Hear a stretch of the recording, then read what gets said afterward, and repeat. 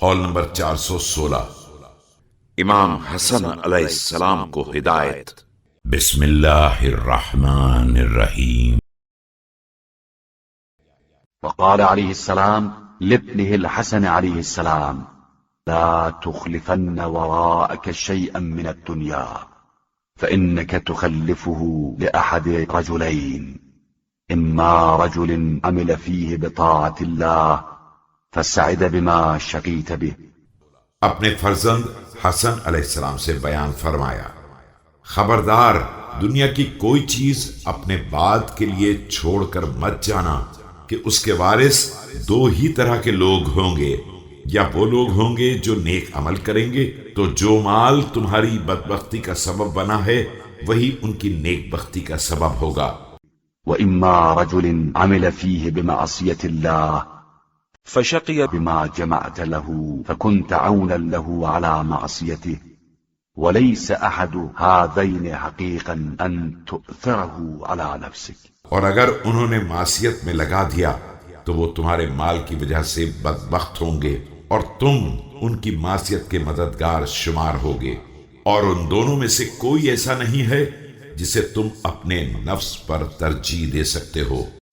ويروى هذا الكلام على وجه آخر وهو: أما بعد فإن الذي في يدك من الدنيا قد كان له أهل قبلك وهو صائر إلى أهل بعدك۔ اس کلام کو ایک دوسری طرح بھی نقل کیا گیا ہے کہ یہ دنیا جو آج تمہارے ہاتھ میں ہے کل دوسرے اس کے اہل رہ چکے ہیں اور کل دوسرے اس کے اہل ہوں گے۔ وإنما أنت جامع لأحد رجلين: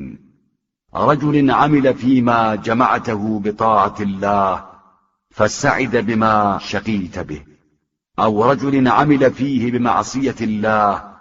فشقيت بما جمعت له۔ اور تم اسے دو میں سے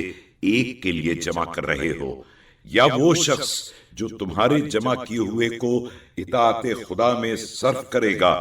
تو جمع کرنے کی زحمت تمہاری ہوگی اور نیک بختی اس کے لیے ہوگی، یا وہ شخص ہوگا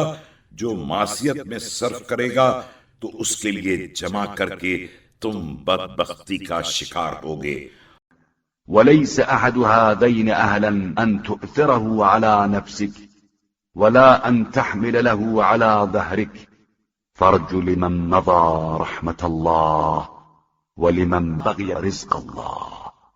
اور ان میں سے کوئی اس بات کا اہل نہیں ہے کہ اسے اپنے نفس پر مقدم کر سکو اور اس کے لیے اپنی پشت کو گراں بنا سکو، لہذا جو گزر گئے ان کے لیے رحمت خدا کی امید کرو، اور جو باقی رہ گئے ہیں ان کے لیے رزق حلال کی امید کرو۔